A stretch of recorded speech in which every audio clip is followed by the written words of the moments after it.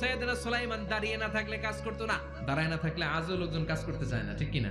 সুলাইমান আলাইহিস সালাম লাঠির মধ্যে ভর দিয়ে দাঁড়িয়ে রইলেন আর বললেন কাজ করো। জিনেরাও কাজ শুরু করলো। ওদিকে মালাকুল মাউত এসে বলে, ও সুলাইমান সময় তো শেষ। সুলাইমান বলে সমস্যা নাই, রূহ কবজ করো।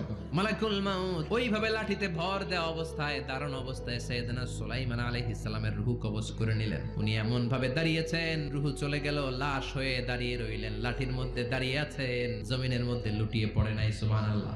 জিনেরা মনে করছে বস দাঁড়ায় আছে, কাজ করতে হবে। করতে করতে পুরা প্রজেক্টের কাজ শেষ। ইন দ্য মিন টাইম ঝিঝি পোকা, উই পোকা সুলাইমান আলাইহিস সালাম লাঠির ভেতরে ঢুকে লাঠিও খেয়ে ফেলেছে। সাইয়েদনা সুলাইমান আলাইহিস সালাম ধপাস করে জমিনে পড়েছে। আর জিনেরা কয় হায় হায়, খালি খালি কাম করছে এতদিন। সুবহানাল্লাহ কইবেন না?